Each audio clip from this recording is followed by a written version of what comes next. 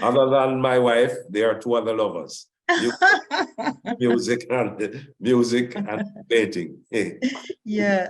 Today, I have the pleasure of introducing Colin Smith, the founder and director of the Tallawah Mento Band and past president of the Louise Bennett Coverley Heritage Council.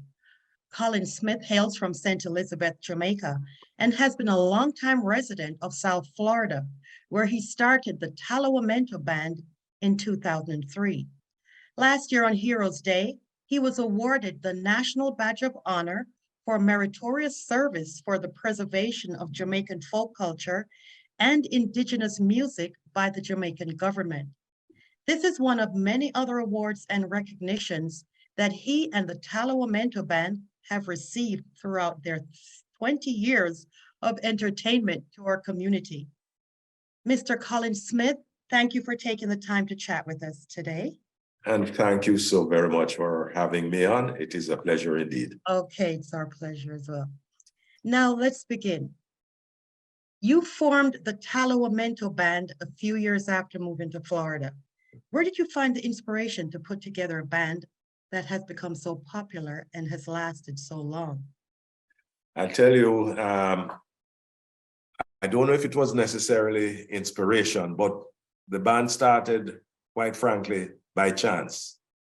When I came to Florida, Mrs. Norma Darby, who had previously, many years ago, founded the Jamaican Folk Review, a resident South Florida folkloric group. When she heard that I am living in Florida and that I was a member of the internationally acclaimed Jamaican folk singers, she invited me to join the Jamaican Folk Review. So I did. And one night after rehearsals, one of the guitarists of that group brought a rumba box to rehearsals. He had gone to Jamaica and he bought it on his way back. He didn't know how to play it. And having had some experience with that before, I showed him how to play it. But he was a guitarist and couldn't really play the rumba box and the guitarist at the same time. So the drummer of the group decided he was going to try it. The drummer is a natural musician. He has rhythm coming out of him. And I showed him the rudiments and he just took to it, just like he had been playing it for years. Okay. And he has been playing it for years now, since he joined the band. And so we had a banjo. I was playing banjo that night, mostly for the folkloric group. I play the guitar, but I was playing the banjo. And Vincent, the member who brought the rumba box, was playing his guitar. And Errol was playing the rumba box. While we were playing the rumba box, somebody knocked on the door and said, "My goodness, you guys sound really good. We're having a Jamaica Independence dinner next week. Can you come and play for us?" So I said, "No, ma'am, we are just fooling around here, you know." She says, "No, but you sound good, you have to come." I said, "No, we couldn't do that. We're not." She says, "No, I'm telling you, you sound good." And she wouldn't stop until we said yes. Okay. So we went and we played. We didn't even have a name for the group. After we played, everybody felt good. The MC said, "Oh, by the way, we didn't get the name of the group. What is the name of the group?" We said, "Oh, a little Mento band." So he said, "You know, them little but them Tallawah." By the time the night was out, we were getting requests to play at other functions. And so the band grew from 3 to 4. Then we had a percussionist for the next time around. And in short measure of playing at a few of these things, I said, "Guys, we need to take this thing seriously. People like this thing." So we got a saxophone player. And he played with us for a while. But he moved to Georgia. And so now we were without a wind instrument. We normally rehearse at the Sierra Norwood Baptist Church. So while we were rehearsing one night, we heard a flute playing somewhere, and we saw this little young lady with a flute. Well, we weren't sure it was a flute, but she had the case. Yeah. So, "Young miss, what do you have in that case?" She said, "It's a flute." I said, can you play it? She says, I'm really learning. So I said, come here. And I played a little Mento tune. I think it was Holding Joe. I said, play back this for me. And she just played it right back. So I said, well, from this night henceforth, you're a member of this group. That was Trisha, or flautist. Oh, how nice. Okay. So now we had flute, we had a guitar, we had a banjo, we had a rumba box, we had a percussion. That's my next question. Yes. How many members make up the band now? Now there are 11 of us. 11? Yeah, the band has grown over the years. Oh my gosh. You know, we had to adjust to demands and different functions. We got invited to play at weddings. Do you all play at the same time, or? Oh, yes, yes, yes, Okay. yes. So now we have 3 guitars, 1 banjo, a violin. In fact, sometimes we have 2. And our flute player still with us. We have 2 vocalists, a male and a female. Okay. And we have a percussionist. And we have a drummer. So there's our 11. So name some of the places that you actually play at now. I know. Locally, boys, there's so many places. We've played at the Miami Riverwalk Festival. We have played at the Biltmore Hotel in Miami. Yeah. We have played at the Hyatt. We have played at the Fort Lauderdale Jazz Brunch. We've played at almost all the Louis Bennett. What is it they do in February again? Reading festivals. Okay. And a number of concerts. We've played in. We were invited to play when it was Jamaica's 50th anniversary. Yeah. To be to represent Jamaica at the National Black Arts Festival. Hey. That was really super. I know that you play at the citizenship ceremony. Yes, we have played at a few of those. Yes, yes. The new Jamaicans, newly minted Jamaicans. Right. We have also played in Jamaica. We have played at the Couples Hotel. We have played at the Rio. We have played at birthday party in Jamaica. As the Tallawah Mento band, because you do have a band. Yes. In Jamaica as well. We played at Red Bones Cafe, Little Theater. We joined the Jamaican folk singers for their 50th anniversary. Yeah. And shared that concert with them. Now, tell me about the band in Jamaica, the Tallawah Mento band. Okay. Have down there. What happened, having played in Jamaica a few, then I've missed out a couple of places we played there. Anyhow, we started to get requests to play in Jamaica.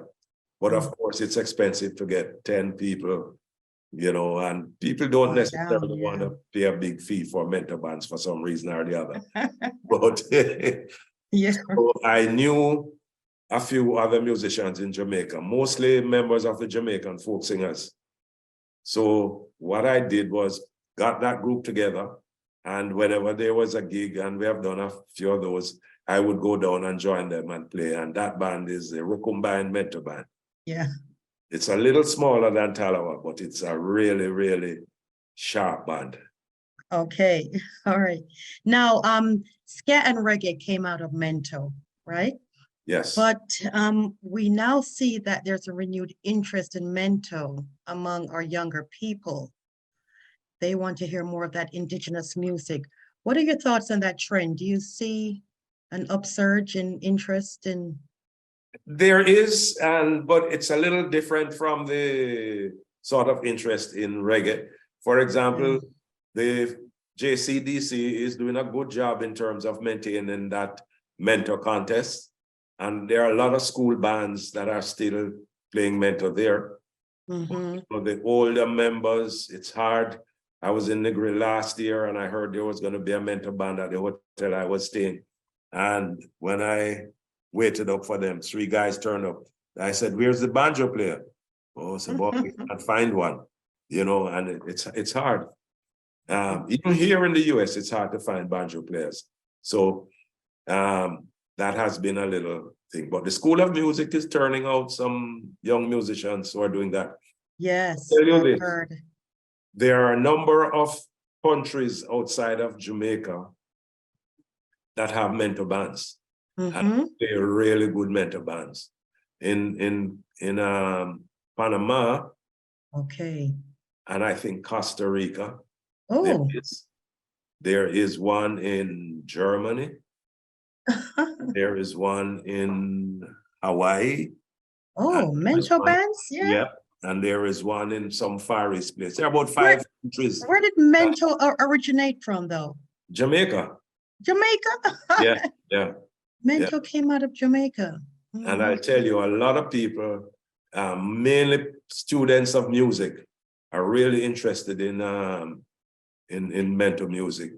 I recently we did a program on NPR radio, and that's Sunday afternoon, folk and acoustic music. And I got some calls from people, and I was speaking with Dan Neely, who is a gentleman at the University of New York. He's so knowledgeable about mental music, probably more knowledgeable than I am, because he did his thesis on mental music, and he actually went to Jamaica and lived with some of the mental bands in Jamaica. Wow. He knew them by name, he knew what instruments they played. He spent a couple of years there. And there was another gentleman, Ray Williams from Toronto, who was doing a documentary about mental. So they're in that, students of music and people who are interested in indigenous music, they like mental. Okay, so do I. All right. So can you give us tell us a list of the honors and awards that you and your band have received so far? Not much of a list, really. I know. What about yours? I have, insofar as the band and music is concerned, they're really I think in Jamaica 50th, we were recognized by the Jamaican consulate as being one of the movers and shakers in the diaspora. Right. That was Jamaica 50th. And then last year I received the badge of honor. And you're right, because whatever I receive is really, the band played such an integral part in this happening that it's also their award. Yes. And it's not just the Tallawah Mento band. I am now also the director of the Jamaican Folk Review here in Florida. Okay. And working with that group, preserving the folk songs and performing the folk songs, all of these contributed. Yes, yes. Okay, Colin. Now, can you tell us about your other hobbies? There's more to you than the band, right? Yes, I would say. You are a talented artist, and I see your paintings behind you there. Yes, yes. I wish I was able to spend more time painting, but painting takes a little while to do some of these paintings. But really, I'm not sure which is the first love, but other than my wife, there are 2 other lovers. Music and painting. Yeah, they can all go together. Right. And they all complement each other. Yes. Now, where can we see those paintings, though? You gave me a website. I remember you told me. Yes, orakabesa.net. Yeah. .net. .net. Orakabesa.net. There are a few pieces of my works there. The website is undergoing some upgrading, but you will see a dozen or 2 paintings, because of course I don't put everything there. I have had some little pirating experience there, so I keep it. Okay. Yes. Understood. Now, where will you be performing next? We are to go back to NPR to do a follow-up on that NPR program. We have the pantomime, which we will be involved in. There's a pantomime being produced by the Louise Bennett Heritage Council, which I am involved as a director. So, of course, that will be an opportunity, and that's in September.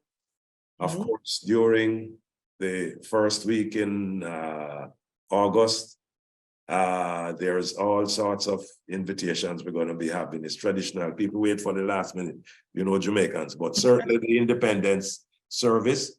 We're always there at the Jamaica Independence Service, where we would do some gospel revival type music, albeit Mento style, you know. So that's for sure. Where's that going to be?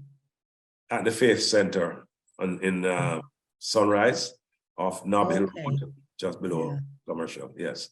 The pantomime will be at the Lauderhill Performing Arts Center. 2nd and 3rd of September. Yeah. Oh, okay. 2nd and 3rd of September. Right. So in fact, within a week or two, our promotional program is getting underway. So you'll start to see flyers. Okay. Hearing things on the radio and pieces and interviews and all that sort of thing. Yes. Well, okay. Well, Colin, it was so nice meeting you and talking with you. I think we got a full rundown of how you started the Tallawah Mento band, how you've managed to survive all these years. You know, the genre is taking off, I understand, and we hope that our young people will become more and more influenced. As a matter of fact, I am trying to get some students at the Dillard School to include some mentor. Yes, yes, I agree. And I'm hoping that, in fact, they have agreed that they would have a band which would be the band for the pantomime. So I've already given them the selection of music pieces that they would be working on.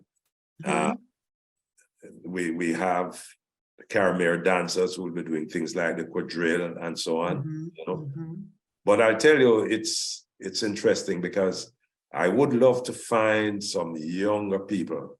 Yeah, who are really interested in this form of. Oh, there are a few, but you know, and also to do some of the folk dances like the quadrille and the pole and things like that, you know. So there's a lot of work still to be done in that regard. Name 2 of the most favorite Mento songs. Like folk song. Well. What is the favorite? I don't know. I like there was Stanley and the Turbines. Leave My Kaisilo, there was that. Interesting thing, a Mento, you can play classical music Mento style.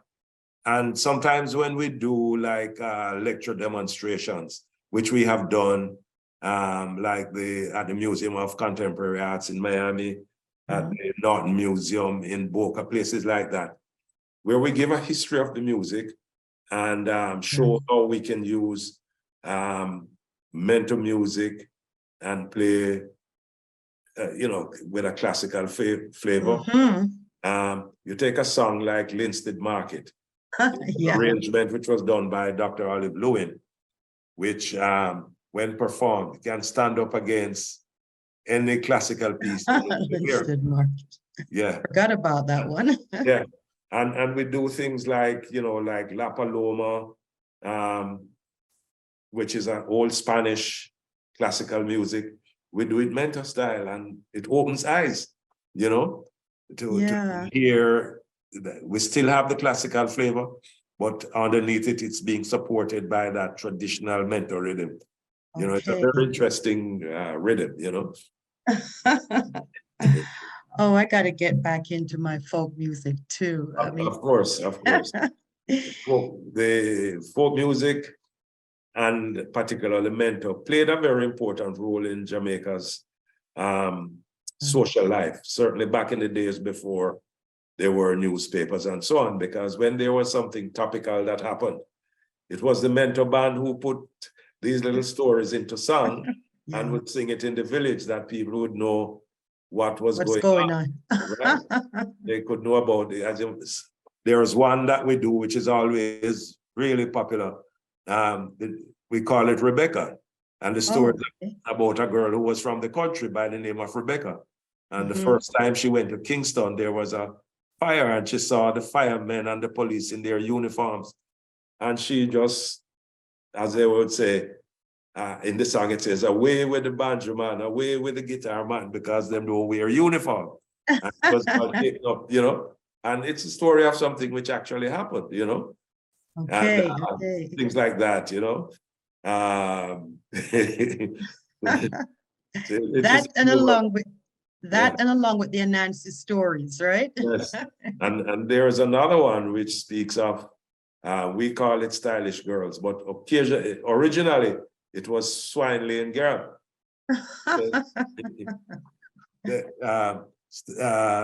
So it's stylish girls can't cook rice and peas because the bottom burn and the gravy tastes like castor oil.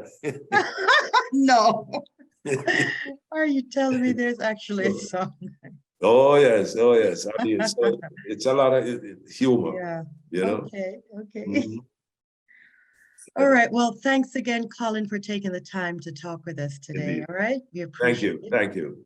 All right. Okay. Bye-bye. See you again soon. Have a great day. Bye-bye. And you do the same too. And Thank keep you. the work you're doing. Oh, thanks so much. Bye-bye.